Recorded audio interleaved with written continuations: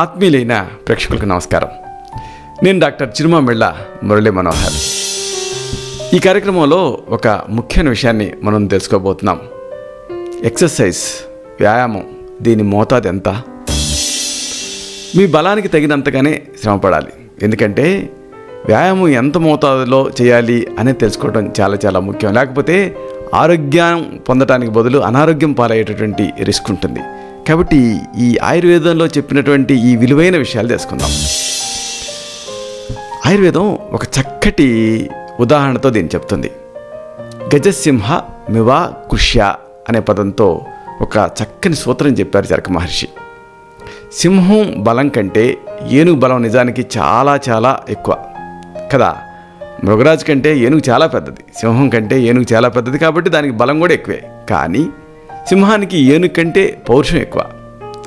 అది తన పౌరుషంతో ఏనుగు బలాన్ని పట్టించుకోకుండా, లెక్క చేయకుండా ఏనుగు మీదకి లంఘిస్తుంది. ఏనుగు శిరస్సుని చీల్చి చెండాడాలి అని ప్రయత్నం చేస్తుంది.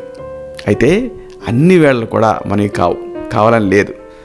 ఏనుగు బలం ముందు సింహం ఎంత కోరి విపత్తులు కొని తెచ్చుకుంటుంది కూడా. సింహం ఒక్కోసారి ఇలాగ లంఘించి మనం ఈ జియోగ్రాఫిక్ ఛానల్స్లో చూస్తూనే ఉంటాం. ఈ కథ ఎందుకు చెప్పారంటే మనం కూడా మన శరీర బలం ఎంత అనేది చూసుకోవాలి.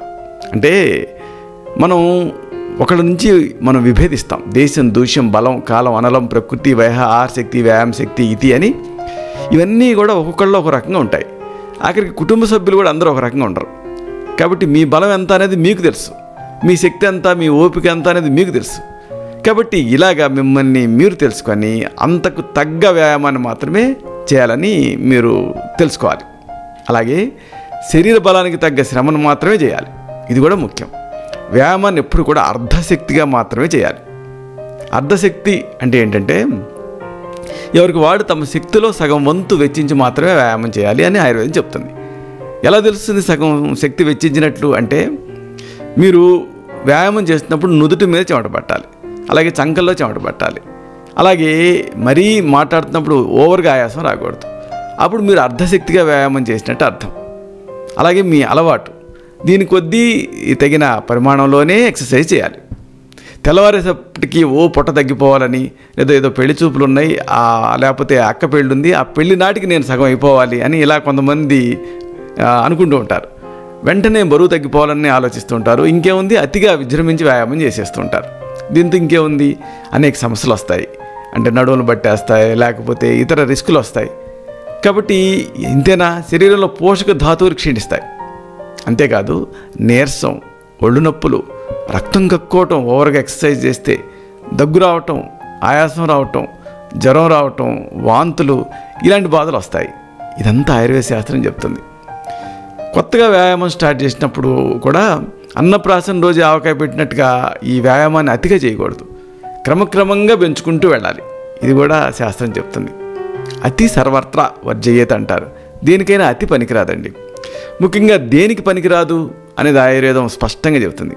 అతిగా వ్యాయామం పనికిరాదు, అతిగా నవ్వటం పనికిరాదు, అతిగా మాట్లాడటం పనికిరాదు, అంటే బిగ్గరగా అదే పనిగా మహా ఉపన్యాసాలు ఇవ్వటం పనికిరాదు, అతిగా నడవటం కూడా పనికిరాదు, అలాగే అతిగా ఎక్కువగా పరిగెత్తడం కూడా మంచిది కాదు, అలాగే అతిగా లైంగిక కార్యక్రమాలకు తలపట్టడం కూడా మంచిది కాదు, అతిగా నిద్ర మేలుకోవటం కూడా మంచిది కాదు, అతిగా నిద్రపోవటం కూడా మంచిది కాదు. ఇలా అతి చేస్తే ఏదో కొత్త జబ్బు వచ్చేటటువంటి రిస్క్ ఉంటుంది. కాబట్టి వీటన్నిటినీ, ఈ అతిని నిషేధించింది ఆయుర్వేద శాస్త్రం.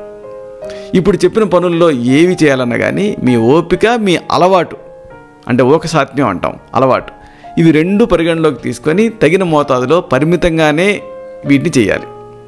అతిగా చేస్తే ఏనుగు ముందు సింహానికి జరిగినటువంటి పరాభవమే మనకి కూడా జరుగుతుంది. మీరు మోయలేని బరువును అమాంతం ఎత్తాలని ట్రై చేశారనుకోండి, ఏమవుతుంది, కొండని ఢీకొన్నటువంటి గొర్రె పొట్టోలు కథ ఉంది కదా, అలా అవుతుంది. కాబట్టి ఇలాగ ఆయుర్వేద శాస్త్రంలో సూచించిన విధంగా మనం చేస్తే అప్పుడు ఆ వ్యాయామం వల్ల లాభం వస్తుంది. ఇదే ఈ వ్యాయామానికి సంబంధించినటువంటి మోతాదు. ఇలాగ నాకు వీలైనప్పుడల్లా ఈ వీడియోలను అప్లోడ్ చేస్తూ ఉంటాను. ఎందుకంటే కన్సల్టేషన్ టైంలో ఏ డాక్టర్ అయినా 5 నిమిషాలు, మహా అయితే 15 నిమిషాలు కేటాయించగలుగుతాడు.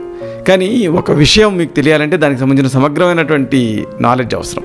దానికి నేను ఎంచుకున్న విధానం ఈ వీడియోలు. ఈ వీడియోలోని సమాచారం నచ్చుతుందని మీకు అనిపిస్తే ఈ ఛానల్ని సబ్స్క్రైబ్ చేసుకోండి. అలాగే ఈ వీడియో తాలూకు లింక్ని మీ సర్కిల్స్తో షేర్ చేసుకోండి.